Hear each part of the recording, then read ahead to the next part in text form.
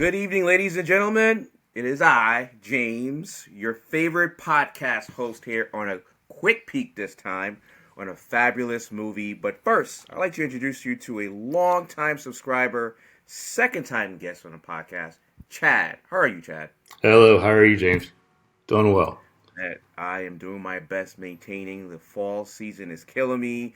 First it was allergies, now it's the cold. So I'm just trying to maintain and do my best. What about you? Hey, well, sunny Florida, it actually got down to 36 one I night. walked myself into that. The freaking sunny Florida. 36 to you guys is like 0 degrees out here. It was, people had their parkas out. I think, I'm pretty sure we had our sleeping bags at one point, thinking power was going to go Parkas. out. But no, it's been great. It's awesome. Got a new job, getting ready to start that next week. Awesome. Is part-time gig, which is what I'm looking for, yeah, out still sporting red, white, and blue. I see that. Very proud. Very Yeah, proud. The last podcast we did a shout out to our veterans, and here you are, a veteran here. As part of our Heroes Peak family. Thank you for your service. appreciate it. Thank you for support. All right. So let's get into this bad boy. We are here this Yeah, evening to talk about the latest output of the Predator franchise, Predator Badlands. yeah. Predator Badlands is an American science fiction action film and also the seventh installment of the Predator franchise to come out not too long ago. The film was directed and partially written by Dan, and I'm going to kill this. This is where Chris always does bad too. Dan Trachtenberg. Touching bird. Touching Thank you bird. very much. I think that's I true. can't pronounce your It's last close. name You well know what? enough. It's close enough. It's actually easier than my last name. I Uh, was gonna say. Um, by the way, Dan was also the director and writer for the other Predator franchise films, such as Prey, which I really loved, and also an animated film that I'm not sure most people watched, Predator Killer of Killers, yep. on Amazon Prime. This movie in particular stars Ellie Fanning and Demetrius. Here, listen for this. Schuster Kolawa Montagi, starring in leading roles. In the film, Dek, a young Yashua, exiled from his clan, crash lands on a hostile planet and must prove himself worthy of the hunt. Struggling to survive, he forms an unlikely alliance with Thea, a damaged Wayland Yutani, you've heard it correctly, Wayland Yutani Corporation android, as they faced off against an apex predator, among many other predators on a desolate planet island. Predator Badlands was released in the United States by 20th Century Fox Studios, November 7th.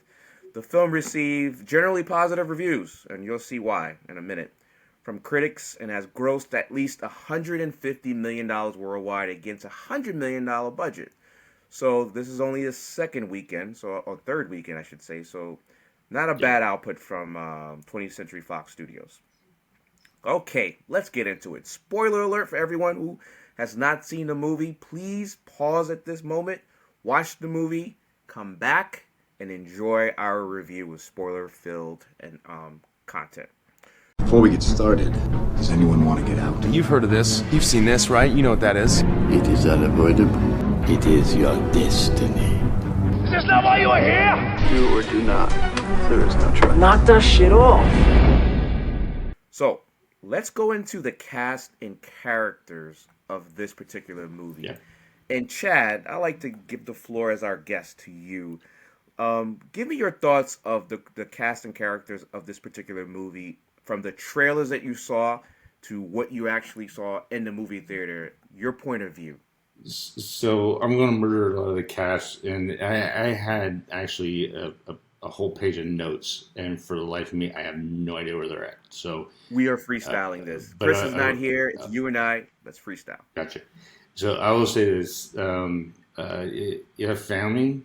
First time I think I've ever really seen her in films that I remember.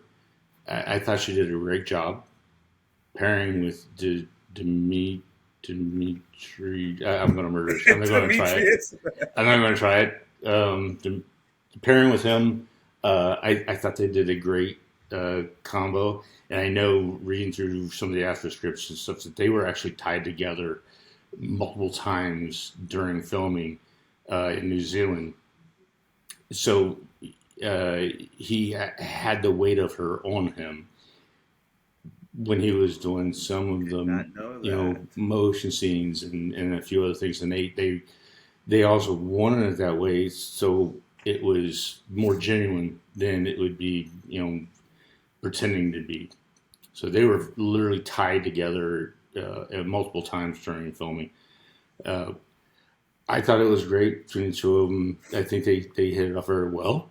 The characters of both Dax and Tessa, Tessa. Tessa. No, Thea. Thea. Sorry, Tessa was her twin that she also played, which also did a phenomenal job. And side note, when they filmed it, when she filmed her two parts, she filmed them on opposite days, so she wouldn't have to go back and forth and switch mindsets. So she actually filmed Thea on one day or days, and then the opposite days she would film the Tessa twin, and then obviously with Demetrius. Phenomenal. I thought it was great. Always when you're doing character acting or I'm no expert, but when you're, he's got all that makeup on.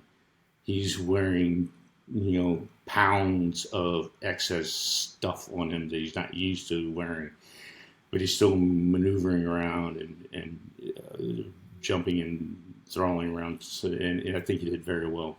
And I think he's an up-and-comer in New Zealand, if I believe. I know it was filmed there, and I think he's a New Zealand actor, but I'm not 100% accurate on that. I'm not sure. But I thought it was great with the two of them. The rest of them, of course, CGI and stuff. But those two main CGI, characters were. And then there was the one. I thought they were phenomenal. Yeah, the male android. Usually, the movies that we review here in this podcast will have a litany of different actors and actresses for cast. But this was a down dirty. It was basically 3 actual humanoid characters, and the rest was CGI. So Ellie Fanning, who played both Thea and Tessa, to me was a standout performance. Yep. At first, watching the movie, I thought maybe it was too plucky in the beginning. But then as the story developed, I realized why her character was so plucky. And it actually added more to the story and the emotional content of the movie as it progressed. So I went from like, this character is too plucky, what are we doing, to like, wow, I like what they're doing. It reminds me of the TV show Alien Earth. Yep. With how the Wendy. Wendy's character, not so much Wendy herself, but her brothers and sister droids. Yeah. How they also were kind of playing to the same, with a little bit naivete. Yeah. Incredible intelligence and incredible reaction. So I thought Ellie did well. Demetrius, I didn't know the information you just spouted out about the actor. The it was in my notes. I can't find practical effects, and not a lot of directors in Hollywood are using practical effects to this level of cinematography, and it looked great. Like I saw it in IMAX. I'm not sure what theater you saw it in, but in IMAX, it looked fantastic. The practical effects. So when Jen and I watched it last week, it was in it was B&B theaters, and they have this screen, I guess called screens, plural, called DirectX. It's 3 screens. She has a main screen for most of the movie, but during the action sequence, the 2 sides of the theater that come in kind of like a concave or a dog leg into the main, they open up, and you get the projection of that extra wide, not IMAX type, but no. It was phenomenal seeing it that way. And then today, when I took my buddy Pete to see it on earlier, we just got the regular theater one. Still amazing with the graphics, the special effects, everything was. I think very highly of this movie. It was pretty good. I've been waiting for a while to see a good. Let's segue into the big component of this movie, which is the action set pieces and the plot. I was not as fortunate as you to see it in the technology that you have. Although I have seen it before at Comic-Con. I've seen the screen style at Comic-Con. Unfortunately, I went to an AMC. By the way, AMC, if you're willing to sponsor us, it's great. I'm not going to shit talk you guys, but the AMC IMAX wasn't bad either. Yeah. The action and set pieces to me, I thought, was from the beginning, from the intro of where the character is introduced in his home planet, all the way through the ending of the movie. I thought I was engaged with every moment of the special effects, every plot, every action sequence that was happening, which to me, other than the movie Prey, I have never really seen in any of the Predator movies. Even the first one, the original, the OG Predator with Arnold Schwarzenegger. I thought this one took a large leap into creating its own identity, Yep. with the locations that it was filmed. I didn't know it was in New Zealand, but now it makes sense. I felt like these locations were authentic and real. The planets, where the predators themselves weren't just the animals, but also the fauna, the plants, flora, Yep. anything. And it could, like, you're watching the movie, and anything far off to the screen could be a potential threat. Right. And I thought Yeah. the camera and the directing of that was phenomenal. But what about you? Before I get to the plot, what did you think of the visual effects? Because you got to see it in a much grander. I thought that now, so having watched it twice, watching it from it's a 3 screen B&B DirectX theater, whatever they call it, to a standard movie screen, still phenomenal. The effects were awesome. They were seamless. Even down to the detail where you saw Dex grab something. It wasn't like you saw a finger like bend up because he's wearing a large glove or something. It was like you saw him like grab it. You saw the dexterity. You saw the grain of the things around him. I thought it was phenomenal. Yeah, it might have been the best visual appealing movie I've seen all year, and I've seen F1. I've seen just about every other release and movie theater, as well as on streaming, and I think this is definitely top three. And again, when the award season comes around, they may not even get considered for visual effects, but I believe it should. I think it should. It should. I agree. Let's get to the meat and potatoes of this, which is the plot and the story, the narrative. So again, this is spoilers. The story is based on a young predator, which here they're actually giving their name for the first time. It's a Yashua.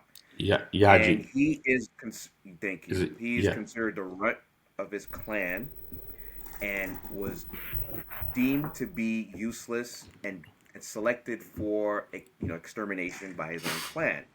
However, his older brother decided to step in and give his younger brother a shot, which basically betraying the rules and doctrine of the Yashua, the Predator clan.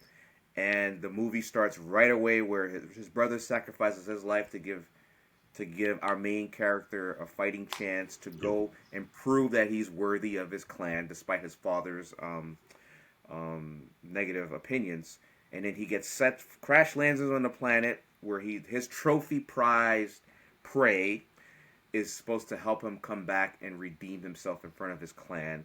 And the movie really just takes off from that moment on. Yep. So, Chad, I know you've been biting at the nails to really get into this stuff. I'll let you tell us what you thought of the story and the narrative as you watched the movie, and what appealed to you, or what you thought could have been done better. So there's a lot. So when you look at the species of itself, there's no determination on how long they live. But if you look at the trophy walls, especially in this particular movie, you look at the trophy wall of Dexter's brother, Kewik, whatever they Wow, you pronounced remember it. the name. Yeah. Okay. They had a Tyrannosaurus Rex head, one part of the wall. The second behind in the center, there was an alien head from, assuming it was Independence Day. All right. A harvester We're talking crane. Easter eggs here. I love Yeah, it. Easter I love eggs, right? So you had that. So, and it was down there just very like a minute moment. You had to really be paying attention to catch it.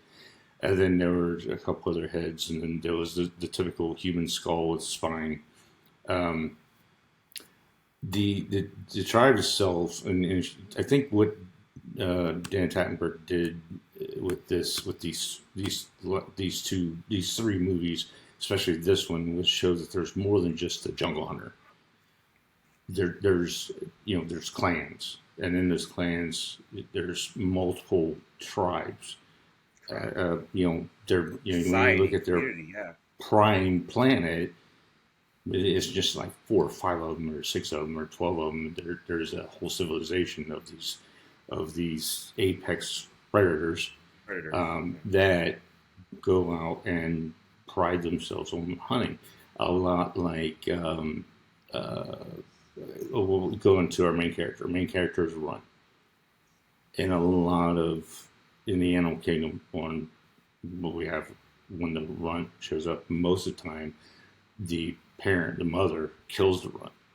Yeah, evolution, selection. Yes. It's weak. It's selection. Hogs do it. Multiple animal species do it, where they see it. It's a Runt. They kill it, and at that opening sequence, he's fighting his brother. His brother's like, "Okay, you're still trying to prove yourself. This is where you prove it." And he picks the planet Gina, the Death Planet, and he goes after the Kaish. The father shows up. How come you haven't killed him? That goes into a big. If you look at even the human culture, you go back to different civilizations. The father will have the older brother kill the younger offspring because they're weak. Sparta. Right, because they're weak and they don't want them to jeopardize the kingdom or the clan in this case. I thought the plot was great. I thought it opened up a big avenue, and we had similar things not great in other movies in the past, like Predators, which actually I have it in the background right now. My least favorite. One of my least favorite. I tell you, I like all the Predator movies, and I like all the Alien movies. I like some least than I like others more. Alien versus Predator, the first one, that was a thing. Everyone we were like, "Whoa, we really want to see this," and I think we were left disappointed. Good movie, but still kind of disappointed. And then Alien Predator Requiem, that was just whatever. Anyway. I'm glad you're honest. Yeah. I'd like to watch each movie as its own self and just see what the movie kind of entertaining and how entertaining it is and why. This particular one and the third movie that Dan Tykberg is released, I think it's phenomenal. And if you go back to his first one, Prey, I'm shocked still that was just on Hulu, that it should have been in the theaters, because that was a phenomenal movie too. It should have been. And anyway, the plot itself, I think, was great. I think it opens up everyone's their scope of thought on this species, what it does, what it's supposed to do, why it exists, what drives it. I've seen some squabble as far as other comments of it's not a purist movie. The guy's too, the Dex is too sensitive. He's too wishy-washy. So like, the world that we live in. I don't have to get into politics, but yeah. Right. And you know what? That actually played into the movie to where he's still a badass.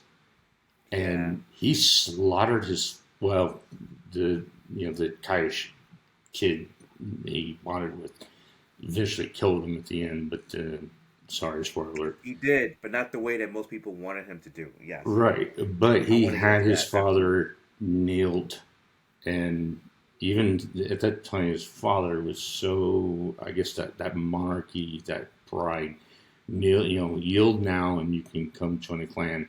And he's standing there, over top of him. His father's defenseless, and it just takes a swipe and done. And the father's still telling him, yield. We'll let you join. Like, he's doing him a favor. That guy doesn't need a favor. This dude's a badass. Run or not, you mentioned something that I didn't think about that I want to add on real quick. But before I do that, for me, one thing that really resonated with the story was this was I mean, besides the world building of the Predators, and you said everything, civilization, tribes, clans, how everything works, world building. But something that I thought was never done before with this particular the Predator species was they kind of humanized it. They took a predator, Yeah. whether he's a runner or not, and made it the protagonist in a movie that we've never seen before for the predator. Usually, the predator is the antagonist or co-antagonist, predator versus alien. They took Yep. Beck, and we know all the backstory of the predators. They're not our friends, but they took Right. this character and humanized it to the point where you were, whether you're man, woman, black, white, handicapped, able or not, you understood that this character was on a mission to prove its worth Prove his to its family, yeah. and it had to overcome certain prejudices or misunderstandings of other types of species. Even Thea was trying to educate Deck, and Deck was like, always chastising the droid, like you give up too easily or whatever it is. But as his world view and everything he learned from his family started crumbling throughout his whole journey, right? He knew the trophy was his mission. There's a little alien. Talk about plucky. That was definitely plucky. The little alien that he was like dismissing in the beginning, and then eventually he's learning from the little alien and Thea about the sense of community is not birthright. It can actually be nature. It could be earned. Earned family could be thicker than blood family, which by the time we get to the moment where he sees his dad, it's like a video game. He's not only leveled up, but he's been on a journey where he's not the same character that we saw at the beginning that lost his brother. He's now in his real skin with his real family coming to claim what is his birthright, which is the clan. And I thought that Dan here, the director and partial scriptwriter, I apologize to the other scriptwriters for this. I just know Dan for sure. Sure. That was something that's unheard of in this franchise.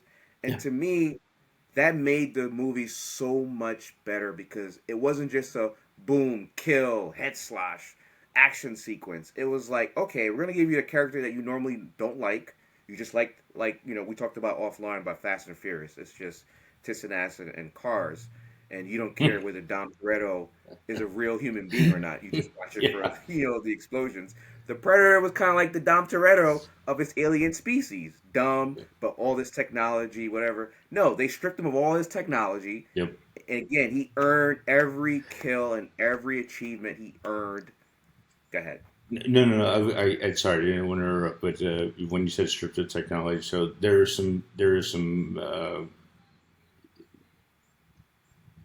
some awe points where if you go back to the very first Predator, Schwarzenegger's character Dutch stripped all his weapons, manufactured weapons from what he had around him. So did Dex. There was a point, and actually this was in a couple of the different Predator films, where Dutch slides down the mountain, falls into the water. Dude, I wasn't even thinking about that till now. That was in this one as well, where Dex escapes from the Sim transport, where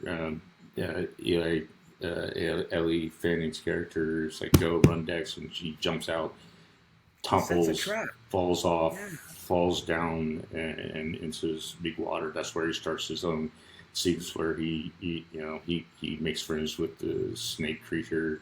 He takes the razor glass and makes his own blades with it, and sharp. I guess you call it a whip, almost, or whatever. The bladed grass you got there toward a which was again something nifty that I would expect only from like a Star Wars franchise to do. But Speaking of Star Wars, so some of the other things that at the beginning, Dex is going to go be his brother now.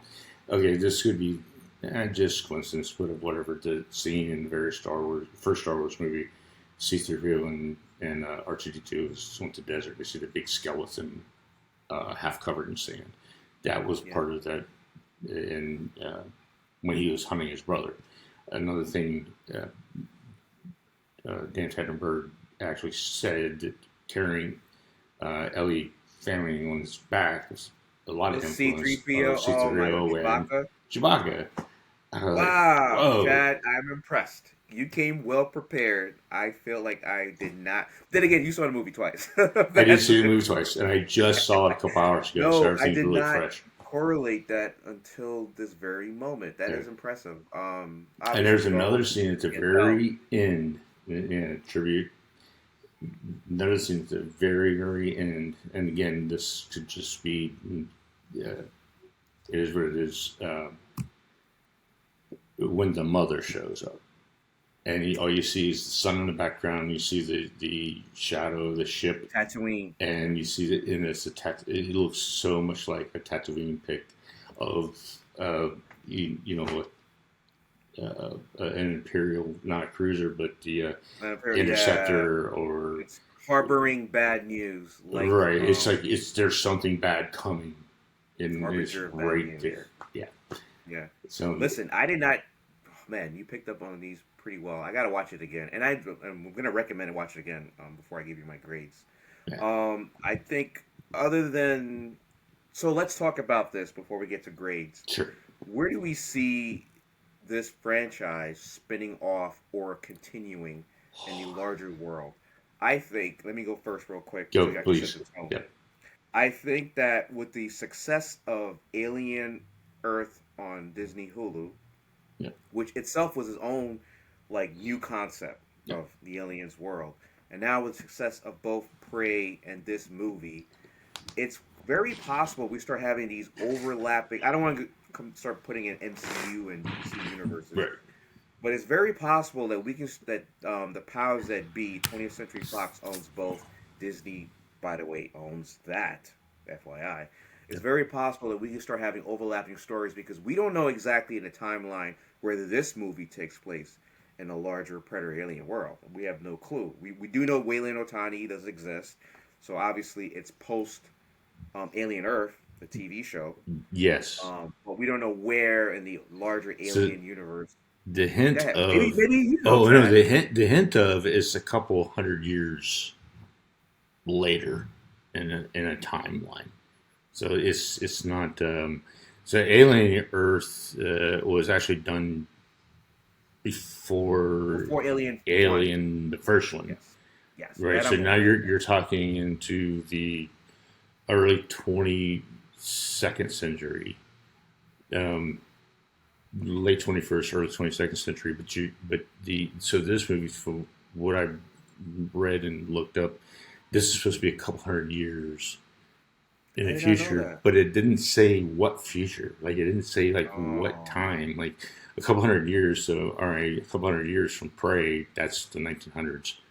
Now, It's not. Yeah, it's not a Prey couple was hundred years from Predator 1, which is right. It crazy. didn't really specify like now. If you did look at the equipment was a little different. Still had the sci-fi stuff. So he had a laser cannon, but he didn't really use it because it was gone.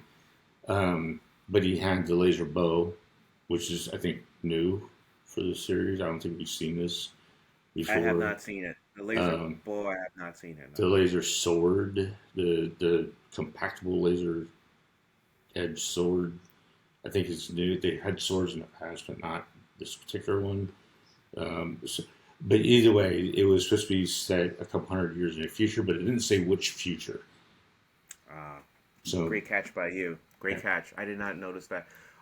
Before we get to one last thing before we get Sure. grades, I want to give you again the floor to tell me your favorite moment in the movie that to you made this movie stand out from the other movies in the franchise. I'm sorry. okay, This is unscripted, not in the yeah. agenda. I just wanted to Um, throw you a curveball. I think the favorite part of the movie, the whole movie was great. But I think the favorite part of the movie that really like honed in on the Ealja lifestyle clan was the very beginning when he's hunting his brother. And they're not using bamboo sticks to battle each other. They're using their weapons, their swords, their everything. They're going at each other literally to either you die or you don't. And Very primal. Yeah.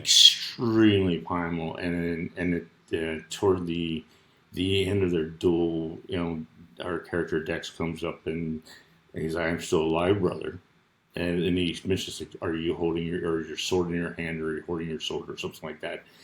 And he says, "Nigh," or "No," and he's like, "It didn't." I can't remember what exactly is the verbiage, but it was you should, or you don't, or you do, or you will, or and then he goes after him again. There is no try.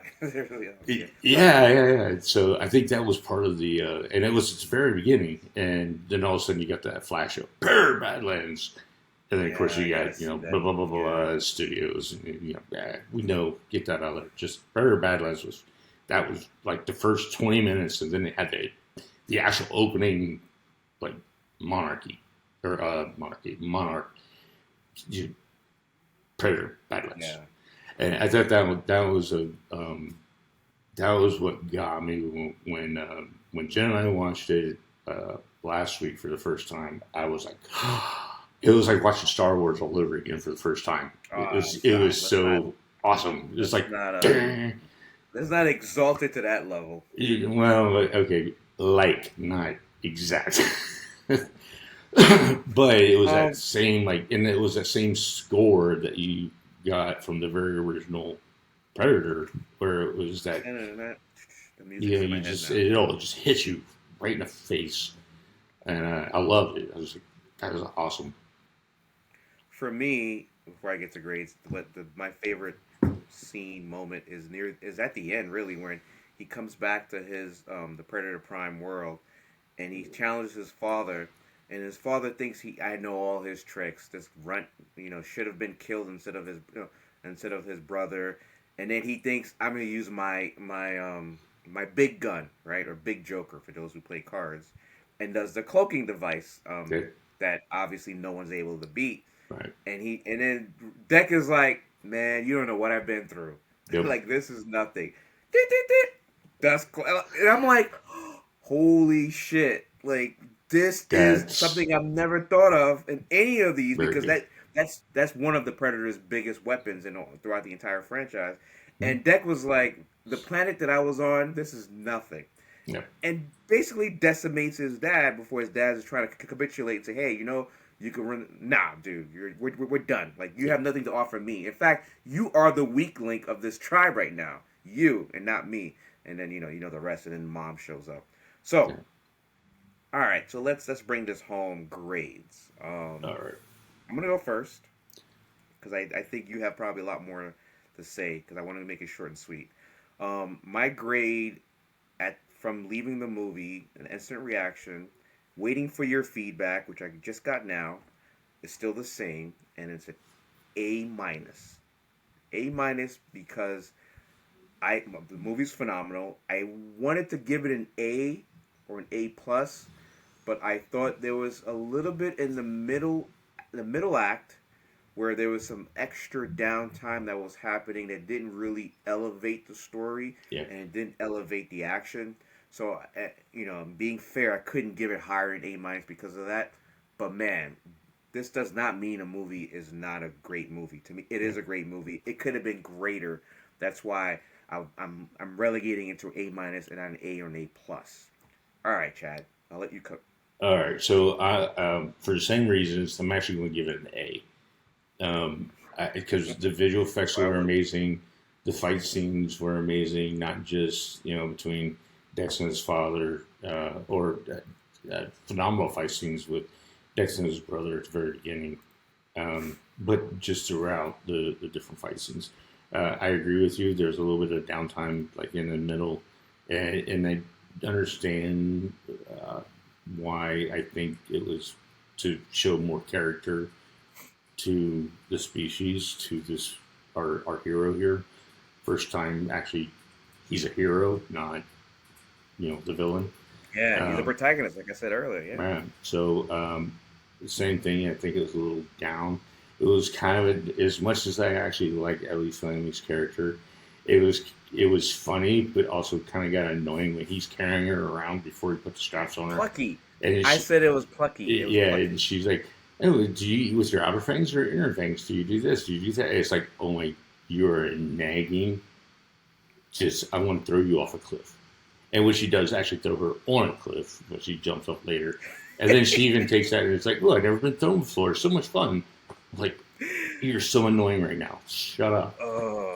So there was a point where it was like almost too much. And then, but I will say this, I did like the interaction with the young Kaish Alien. baby, Yeah. Bud. By the way, I saw the big spoiler before it. I saw the pattern, the writing. I was like, there's a reason why this little baby alien is here. And yeah, I guarantee you, it's connected to. Yeah. Yeah, and it was pretty obvious that there was some connection obvious. between that little one versus the big prize, the big trophy, which just really it's kind of hard to hide that in the movie when you see these as much as you do. When you watch these kind of movies as much as you and I watch these kind of movies, just kind of like we recognize patterns. There's a pattern there. But I will say this: that was probably one of the few patterns I saw in the movie. The rest of the movie was pretty surprising.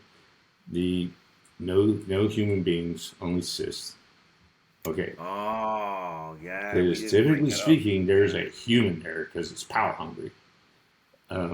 No human beings, only cysts, and not even on screen. Like it was only Mother and the droids. Right. The synths. Yeah. Yeah. And even Mother was just the video or just a text.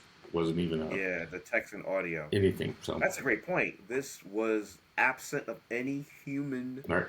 Which is why it was rated PG-13.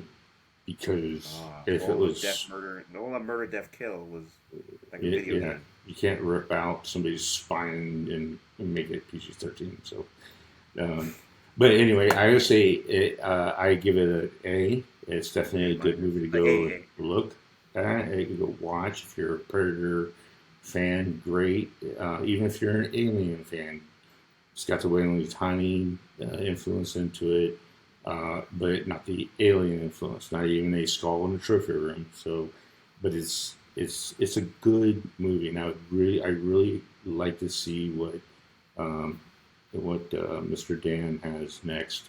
If he carries on more now, since this is his third installment. Trilogy. You should, not trilogy, but a trilogy of movies within that world. I think he's fantastic. Yeah. Hey, by the way, Disney, who owns 20th Century Studios, take a look at this guy to do some of the Star Wars stuff because we're hurting. Star Wars, other than Andor, we're hurting for quality, world building. He built a world. Yes. With physics and organisms and like out of scratch. Yeah. We need this guy to helm at least one Star Wars project. But apparently there's a new one coming out, Mandalorian Guru. It's going to be on big screen, but we're not getting that. So we'll save that for a conversation another day. All right. Yeah, I agree. He should be definitely get him involved in this. Recruit this guy. Shot. So give him and his writing team a shot, please. That being said, thank you, Chad, for making a moment here to give us a podcast review of the movie that you've seen twice. And I've never heard of the movie theater that actually had the technology that I saw at Comic-Con, so that's new for me as well. That being said, ladies and gentlemen, thank you for joining us this evening. Please follow us on all of our socials, YouTube, Spotify, Apple, Facebook, Meta, Twitter X, Blue Sky, whatever. Please like and subscribe if you're not already a member. Leave a comment at the end of this video. Let us know, what did you think of the movie? What could have been better? What you really liked about the movie? And any thoughts of future spin-offs from the creator Dan, as well as the franchise itself. That being said, enjoy your evening, enjoy your weekend. Good night. Hey, Indigo made the beat.